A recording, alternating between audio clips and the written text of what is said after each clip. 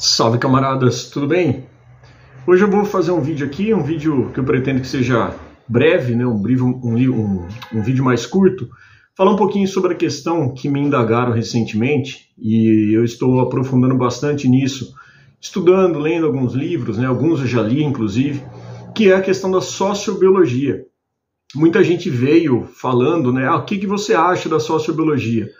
Bom, primeira coisa para a gente definir, a sociobiologia, ela foi oficialmente criada, né, por Edward Wilson, né, famoso aí pelos seus estudos com formigas, um entomólogo, né, um biólogo famoso que estudou o comportamento de formigas, no seu livro Sociobiologia Nova Síntese, que foi lançado em 1975.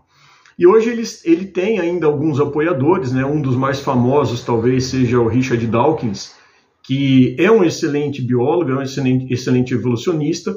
No entanto, algumas críticas, e eu enquanto biólogo marxista-leninista e dialético como nós somos, não posso deixar de fazer essa crítica, né, de me posicionar perante ao que defendem os sociobiólogos.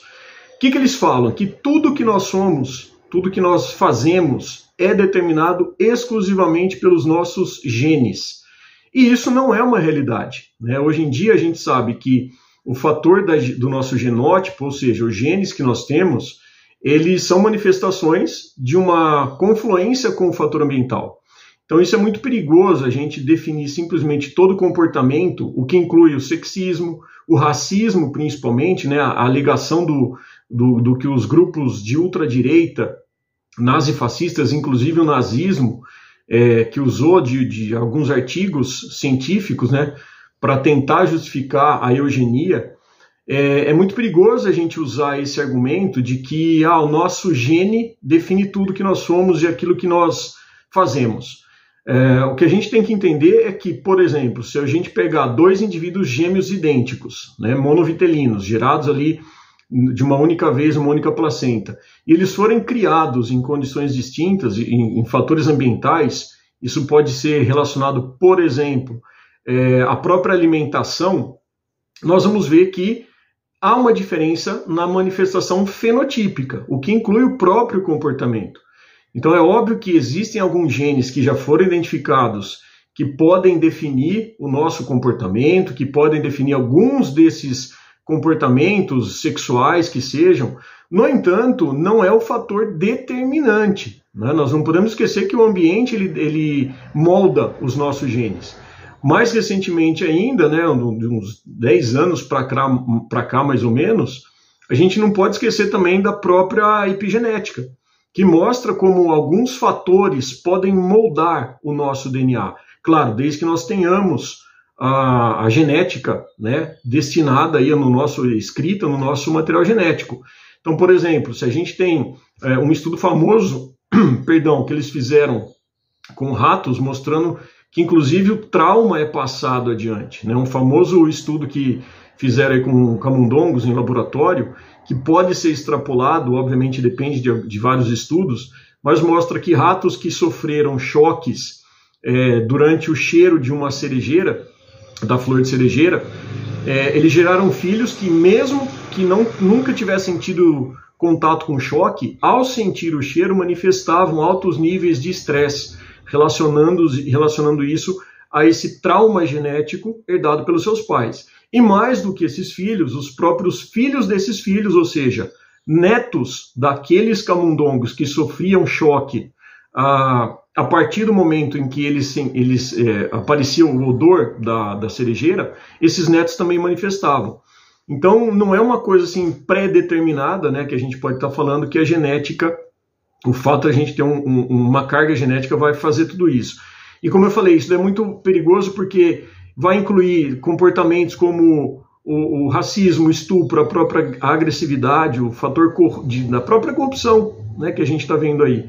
E aí quem vem contrapor isso, que praticamente não é abordado nem nas faculdades, menos ainda no ensino fundamental, né, no ensino médio, é o estudo de um biólogo muito famoso e pouco citado, né, que merece aqui a nossa lembrança, o Richard Lewontin, que fala exatamente de uma forma contraditória a essa ideia do determinismo biológico.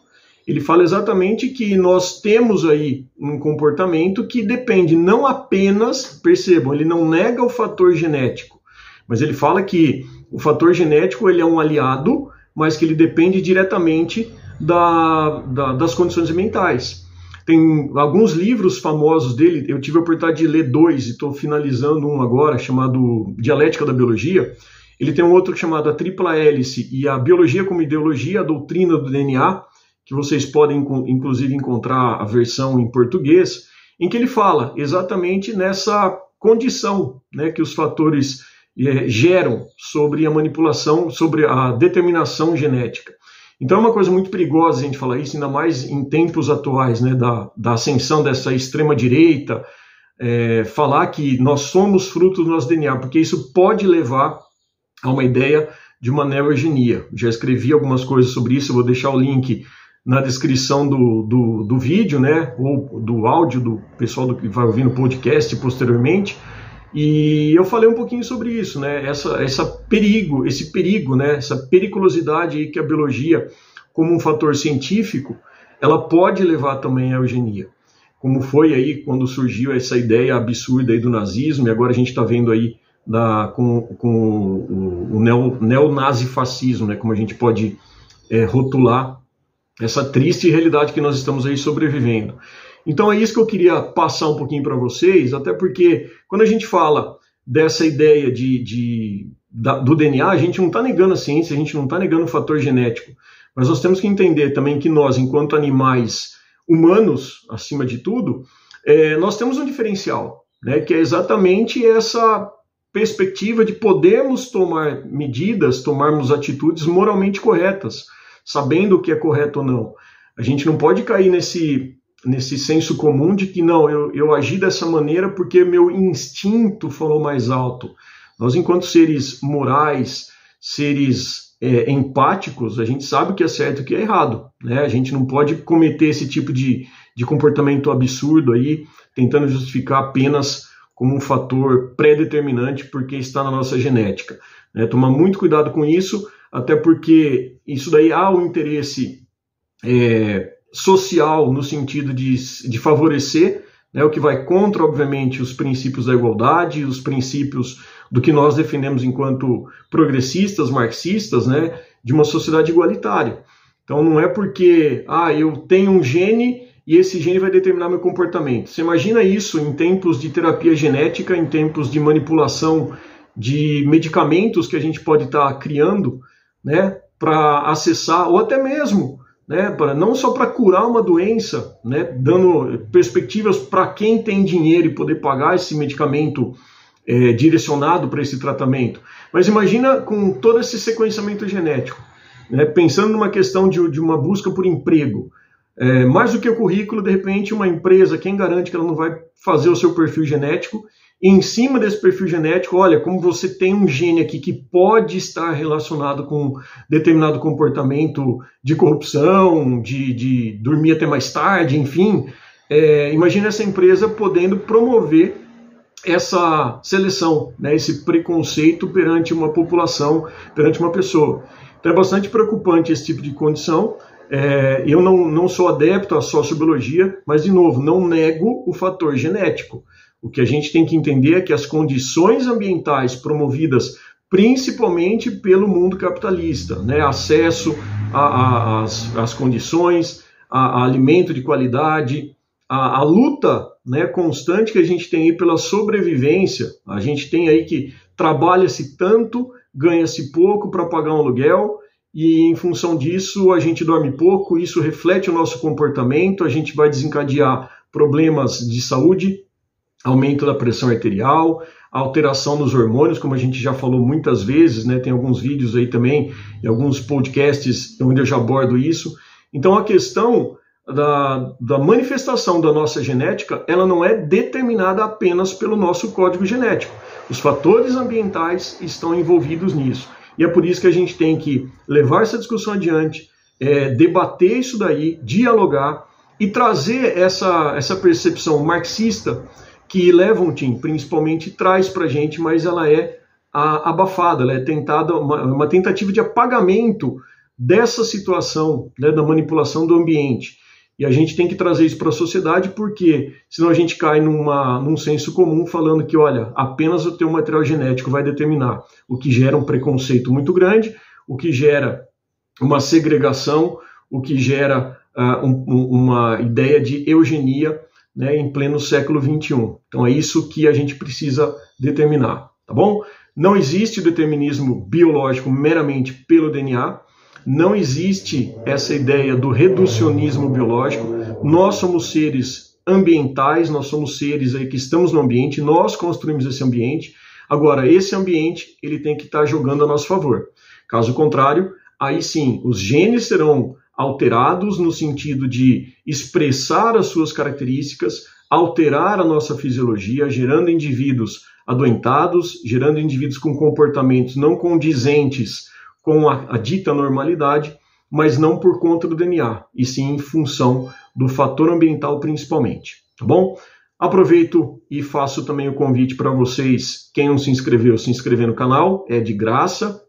Quem puder fazer um Pix aí colaborando, né, para a gente manter esse canal. Quem puder adquirir o livro aqui, ó, Um Irritante Necessário, chama no direct no Instagram, que é o Biólogo Socialista, ou até mesmo o Prof. Padula, e a gente faz um preço camarada aí, vocês ajudam. Quem sabe aí, na proposta de futuramente a gente lançar um novo livro aí, sobre uma questão mais biológica relacionada, obviamente, com as questões sociais, tá bom? Um grande abraço para todos. Vamos aí hoje, dia de Páscoa, quem estiver assistindo, né, quem estiver assistindo, desejo boa Páscoa para quem celebra. E para quem celebra também lembremos que Jesus era um palestino, né? A mesma terra palestina, onde hoje, desde 1948, com a legalização do Estado farsante de Israel, a mesma terra que sofre com o apartheid israelense, a mesma terra que continua sendo atacada pelas ocupações sionistas, e é isso que a gente precisa lutar contra. Nós somos seres racionais, nós somos seres que buscamos a melhor condição do ambiente, a melhor condição da humanidade, e é por isso que a gente também tem que lutar pela Palestina livre, Palestina soberana sempre, tá bom? Um grande abraço para todos aí, agradeço por assistir esse vídeo, compartilha, dá o seu like aí, comenta, e qualquer dúvida, vamos fazer um bom diálogo. Hasta la vitória sempre, camaradas, venceremos!